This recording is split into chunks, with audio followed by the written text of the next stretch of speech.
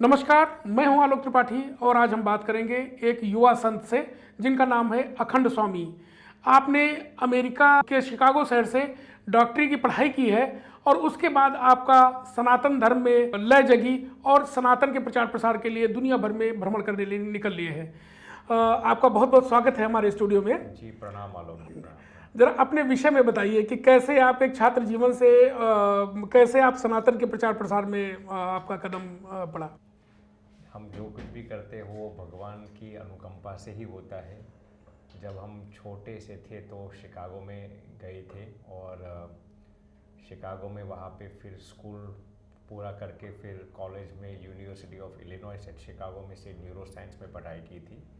फिर हिंदुस्तान की सरजमीन पर आए हमारे 13 साल हुए हैं और हमारे अंदर एक तीव्र इच्छा थी कि इसी जन्म में हमें कुछ भगवान की प्राप्ति करनी है, भगवान के प्रति प्रगति करनी है और सनातन धर्म के संरक्षण और संवर्धन के लिए हमसे हो सके इतनी दिल से परिश्रम करके सेवा करनी है।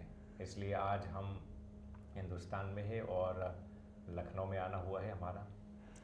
पिछले कुछ वर्षों में भारत में हिंदुत्व को लेके बहुत एक अलग जगी है और लोगों में हिंदुत्व की भावना बढ़ी है। जी कहा जाता है कि हिंदुत्व का जो एक चेहरा, जो लोग बहुत सॉफ्ट हिंदुत्व की बात होती थी, एग्रेसिव भी हो गए हैं। आप मानते हैं हिंदू जो है वो एग्रेसिव हो रहे हैं, कहीं ज़्यादा रिएक्ट कर रहे हैं जहाँ पे नहीं करना चाहिए?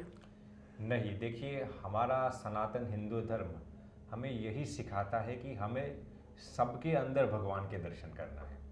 तो हमारा हिंदू धर्म ऐसा है कि वो सबका स्वीकार करेगा, जो सबको एक्सेप्ट करेगा।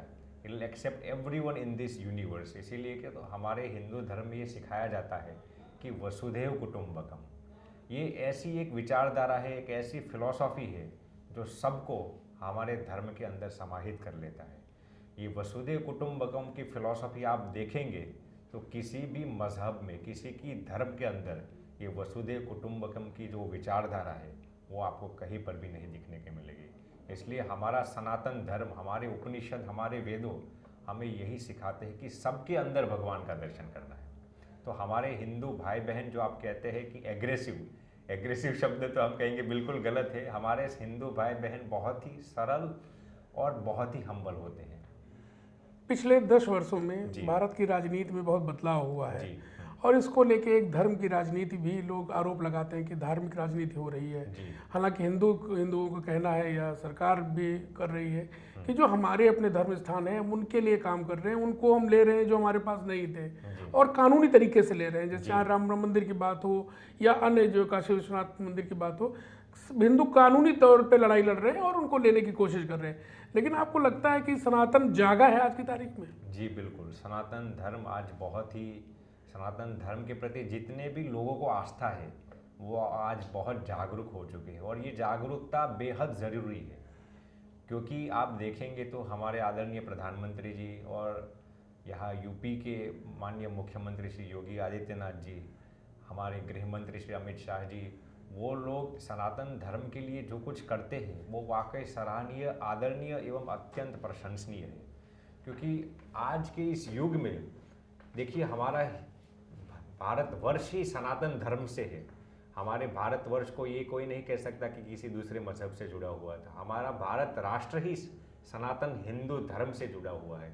इसलिए जो आज हमारी जो सरकार करती है वो वाकई जो सनातन धर्म है उनको रीइग्नाइट करते हैं।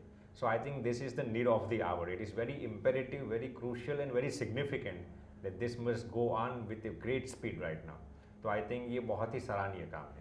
चूँकि आपका विदेश में भी बहुत सब वक्त गुजरता है, आप अमेरिका, ब्रिटेन और तमाम देशों में भी जाते रहते हैं, आप क्या देखते हैं कि जैसे हिंदू धर्म है एक शांत धर्म माना जाता है, ज़्यादा हमारे वहाँ हिंसा को स्थान नहीं दिया गया है, लेकिन अन्य देशों में देखें, चाहे खाड़ी के देश हों या दुनिया भर में आप अगर देखेंगे, कहीं ना कहीं एक कम्युनिटी है जिसके जो कहीं ना कहीं संघर्ष में है, समय गुजर रहा है। इसके अलावा यूरोप के तमाम देशों में भी पिछले दिनों तमाम आंदोलन, तमाम हिंसा बढ़ी है। इसको किस तरह से आप देखते हैं? देखिए,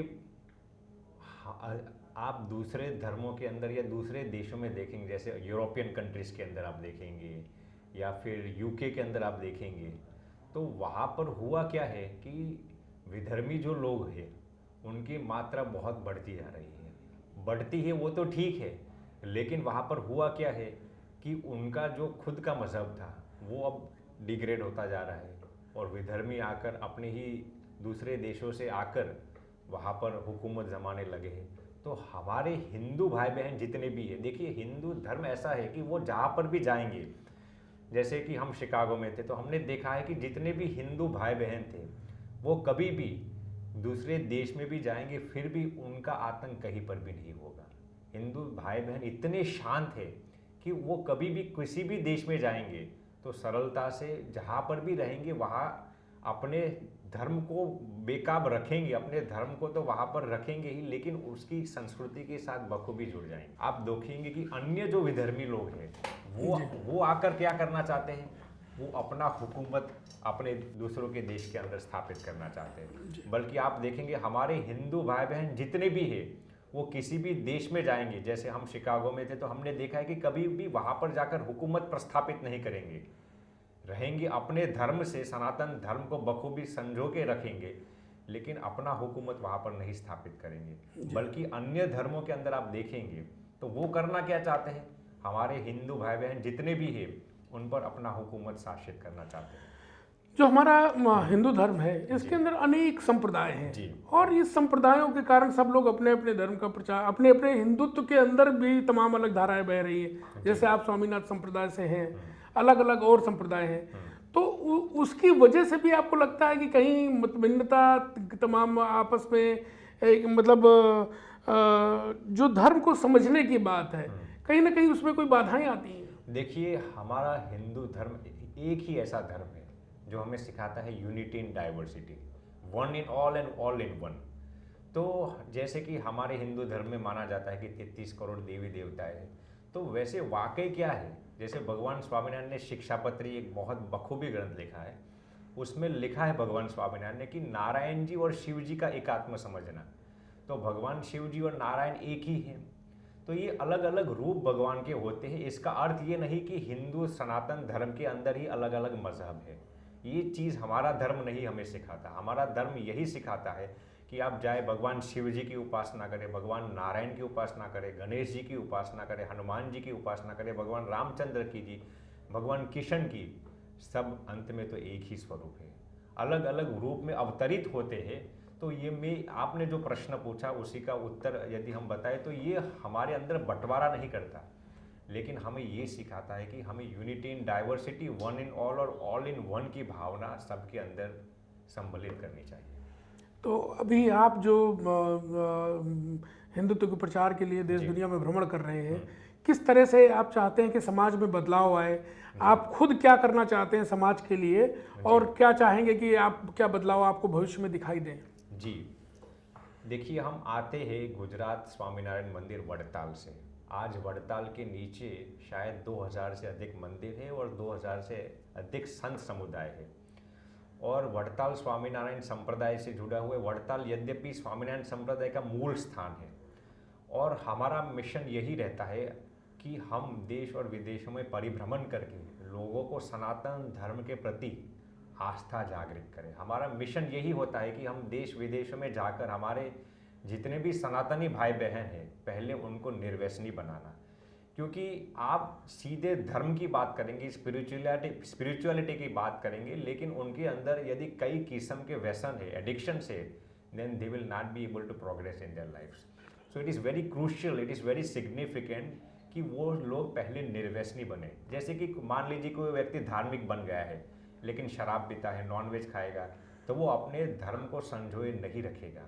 इसलिए पहले हम स्वामीनारायण संप्रदाय की खासियत यही है कि हम पहले लोगों को निर्व्यसनी बनाते हैं, लोगों के अंदर पारिवारिक मूल्यों को जागृत करते हैं, फिर धीरे धीरे उनको धर्म का ज्ञान देते हैं, सनातन धर्म का ज्ञान देते हैं और हिंदू होने का गर्व महसूस कराते हैं। तो देश और विदेशों में परिभ्रमण करके हमारा प्रमुख मकसद यही होता है कि लोगों को सनातन धर्म के प्रति जागृत करना और हिंदू सनातन धर्म को संरक्षित करना और संवर्धित करना। ये हम लोगों को साक्षरता का ज्ञान देना, लोगों को एजुकेट करना, ये हमारा प्रमुख दायित्व होता है। दूसरा दायित्व होता है कि लोगों को एजुकेशन के साथ हेल्थ केयर सिस्टम देना। जैसे आप देखेंगे तो वड़ताल में एक निःशुल्क अस्पताल चलता है, तो उसमें सभी लोग आते हैं। आप देखेंगे तो ट्रीटमेंट से लेकर, डायग्नोसिस से लेकर, मेडिकेशन से लेकर सब कुछ, everything is completely free of cost. Swami ji, हमसे बात करने के लिए बहुत बहुत धन्यवाद। बहुत बहुत प्रणाम।